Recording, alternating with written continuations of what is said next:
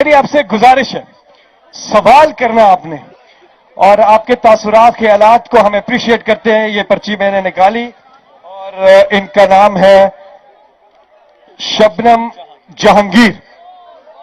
جی شبنم جہانگیر آئیے جی. نادیہ ان کو بائک دیجیے گا, کیمرہ لے جائیں جی. وہ چلی گئی ہیں. اچھا جی اگلی چٹ نکالتے ہیں جلدی جلدی. شاہزمان بھی ریڈی ہیں. یہ سمیرہ عمران. سمیرہ انعام.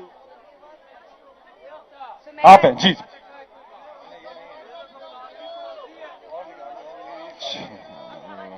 السلام علیکم. ادھر کیمرہ لے آئیے جی. ان پہ قریب کر لیں مائک. میں آپ سے بہت پیار کرتی ہوں. ان پہ کیمرہ لے آئیے. ہم آپ کی کیا مدد کر سکتے ہیں نئے پاکستان کے لیے؟ نیا پاکستان بنانے کے لیے ہم آپ کے لیے کیا کر سکتے ہیں؟ آپ ہمیں حکم کریں بس. سوال ہے خان صاحب کہ نیا پاکستان بنانے کے لیے آپ کیا کر سکتے ہیں؟ ہم آپ کے لیے کیا کر سکتے ہیں؟ ہم آپ کے لیے کیا کر سکتے ہیں؟ اچھا آپ حکم کریں, جان بھی دیں گے انشاءاللہ.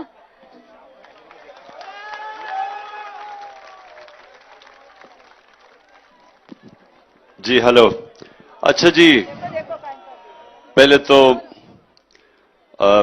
اس سے پہلے ایک سوال ہوا کہ اپنی سیکیورٹی کا دھیان رکھیں. دیکھیں سیکیورٹی کی وجہ سے تو میں یہاں آج بیٹھا ہوں, نہیں تو میں آج آپ کے بیچ میں ہوتا. اور ہم سب جانتے ہیں کہ زندگی موت اللہ کے ہاتھ میں ہے, لیکن ہمارے نبی صلی اللہ علیہ وسلم نے کہا کہ احتیاط پوری کرو, تو اس لیے ہم پوری اپنی احتیاط کر رہے ہیں, باقی تو اللہ کے اوپر چھوڑتے ہیں. کیونکہ مسئلہ ہمارا یہ ہے کہ جن لوگوں نے جو لوگ قتل کرنے کی کوشش کر رہے ہیں وہ حکومت میں بیٹھے ہوئے ہیں, یعنی جنہوں نے ہماری حفاظت کرنی ہے وہی قتل کرنے کی کوشش کر رہے ہیں, لہٰذا یہ احتیاط کر رہا ہوں میں. دوسری چیز یہ آپ نے یہ پوچھا کہ آپ کیا کر سکتے ہیں. دیکھیں جو سب سے ضروری چیز اب سب کے لیے جتنے بھی آپ یہاں بیٹھے ہیں,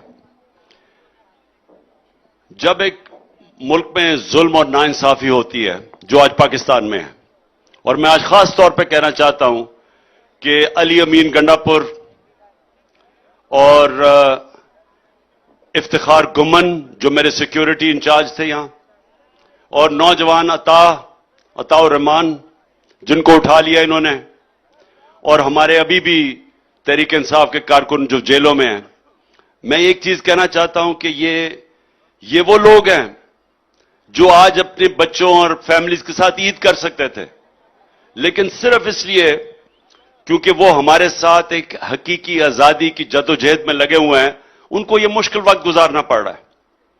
لیکن آپ سب کے لیے کہ جب آپ آزادی چاہتے ہیں تو آزادی کوئی پلیٹ میں رکھ کے نہیں دیتا. دنیا کی تاریخ میں جب آپ آزادی کے لیے جو بھی جدوجہد کرتے آئے تو مشکلوں کا سامنا کرنا پڑتا ہے, قوموں کو قربانیاں دینی پڑتی ہیں, ہم سب کو قربانیاں دینی پڑتی ہیں. میرے لیے تو سب سے بڑی قربانی یہ ہے کہ میں نے 6 مہینے 2 کمروں میں گزارے ہیں. میں ایک آزاد آدمی ہوں, میں اوپن جگہوں میں رہنے والا آدمی ہوں, لیکن یہ بھی ہم قربانی دے رہے ہیں اپنے ملک کے لیے, کیونکہ ہماری جو آزادی کی تحریک ہے یہ ہم اپنے آنے والی نسلوں کے لیے لڑ رہے ہیں. جو ہم انصاف کی جنگ لڑ رہے ہیں, انصاف آزاد کرتا ہے لوگوں کو, یہ یاد رکھیں, کیونکہ آپ نے وہ معاشرے نہیں دیکھے جو میں نے دیکھے ہیں. میری کئی سال گزرے برطانیہ میں اسٹوڈنٹس کے بعد, اسٹوڈنٹ لائف کے بعد, تو میں نے تو دیکھا ہے کہ ایک دفعہ ایک معاشرے میں انصاف ہوتا ہے وہ آزاد ہو جاتے ہیں, آزاد پھر اوپر چلے جاتے ہیں. اقبال کا شاہین آزاد ہوتا ہے, غلام کبھی اوپر نہیں جا سکتے. تو اس لیے ہماری جو جنگ ہے اور جو جدوجہد ہے وہ یہ جو ایک کرپٹ مافیا قبضہ کر کے بیٹھا ہوا ہے, قبضہ گروپ اوپر بیٹھا ہوا ہے جو قانون کے اوپر ہے, جو لوگوں کو حقوق نہیں دیتا اور خود قانون سے اوپر ہے.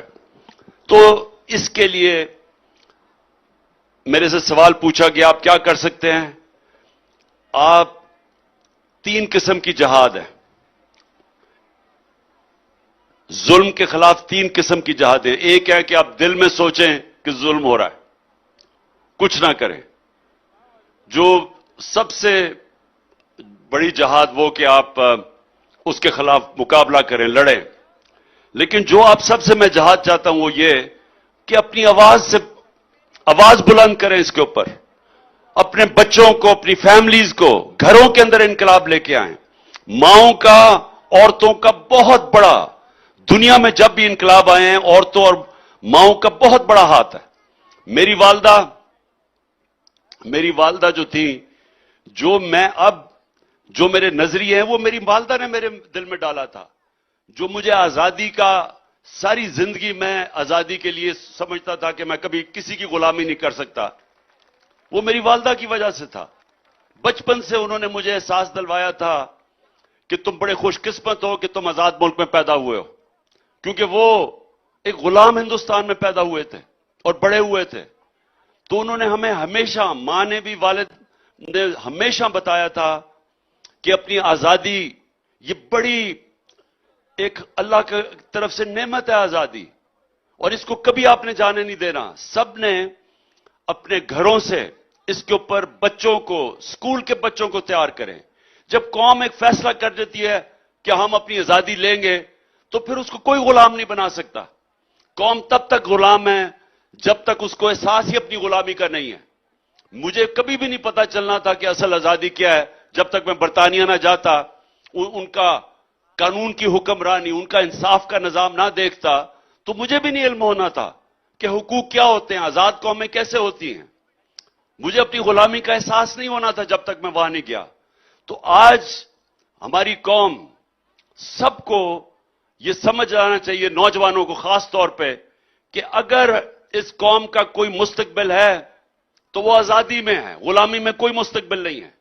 गुलामी में जिस तरह आपने वो, जो हमारा इस वक्त प्राइम मिनिस्टर है, वो बाहर जाके कहता कि जी देखें, मैं भीख मांगने तो नहीं आया लेकिन मैं मजबूर हूं, या वो कहता है कि मैं बेगर्स आर नॉट चूजर्स, या वो इनका वजीर कहता है कि जी हम तो लाइफ सपोर्ट मशीन में हैं, अगर अमेरिका ने हमारी मदद ना की हम मर जाएंगे।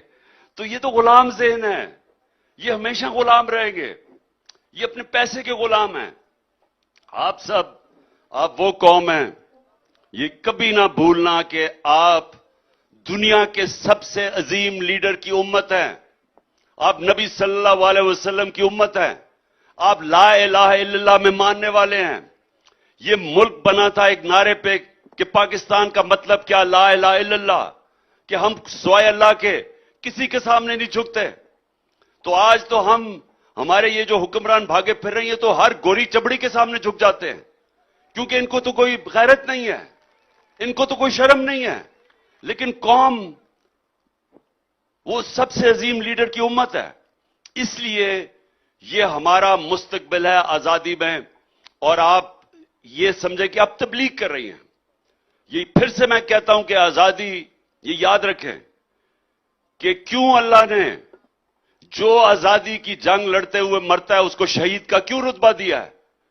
क्योंकि अल्लाह ने फैसला किया कि इंसानों ने अगर ऊपर जाना है तो आजाद इंसान ऊपर जा सकते हैं, गुलाम नहीं जा सकते।